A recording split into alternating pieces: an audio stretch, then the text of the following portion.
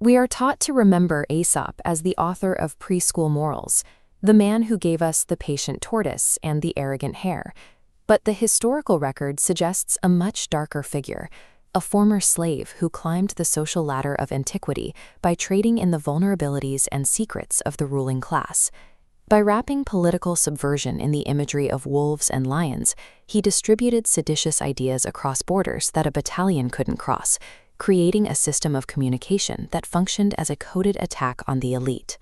Despite this genius for manipulation, his career ended at the edge of a jagged cliff in Delphi, executed by the very people he had outmaneuvered. It raises a difficult question. How did the most sophisticated psychological operative of his era fail to see his own assassination coming? Aesop died because he prioritized a moral victory over a political one, forgetting that the truth is only a weapon if you have the leverage to survive its deployment. By 564 BC, Aesop had moved from the slave quarters to the royal court, serving as a high-level diplomatic envoy for King Croesus. Croesus sent him to the religious capital of Delphi with a massive shipment of gold, intended as a direct payment to the city's population. Upon arrival, Aesop found the Delphic priests running what looked less like a temple and more like a corrupt brokerage, skimming wealth while the city stagnated. Instead of using the gold to secure their loyalty, Aesop chose to insult them. He publicly mocked their greed through his fables and sent the entire fortune back to his king to prove a point about their character. The priests didn't debate him. They slipped a consecrated golden cup into his baggage, charged him with temple theft, and used the weight of their religious authority to throw him from the cliffs. This failure illustrates a harsh reality of power.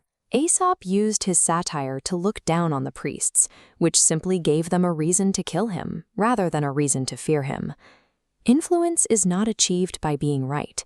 It is achieved by making the elite dependent on your silence, turning their corruption into your own personal leverage. But what if Aesop had stayed his hand?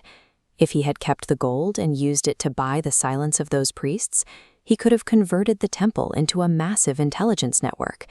In this timeline, Aesop realizes that controlling the narrative of a conflict is more effective than winning the actual battles, allowing him to expand his king's reach through stories alone. When the state wants to seize territory, it doesn't lead with spears. It circulates the fable of the wolf and the lamb, framing the coming invasion as a natural and unavoidable consequence of the victim's own nature. To manage the state, Aesop replaces the friction of public debate with a logistic system modeled on the biological efficiency of an ant colony, where every citizen's role is dictated by a central, indisputable logic. Fast forward to a hypothetical 2026.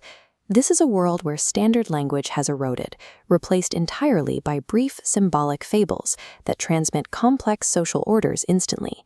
Governance is handled by Aesop 9, an algorithmic system that screens potential leaders by running them through thousands of moral simulations to ensure they will never deviate from the scripted needs of the state. Civil order is maintained through a social credit system that tracks every transaction.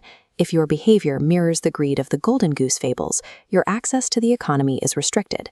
This is the ultimate realization of Aesop's power. When you dictate the symbols a society uses to interpret the world, you dictate the world itself. This thought experiment mirrors the actual mechanics of modern influence, where media narratives shape our perception of reality long before we ever encounter the facts. The lesson of Aesop's death is that raw, unfiltered truth is a volatile substance that usually destroys the person holding it.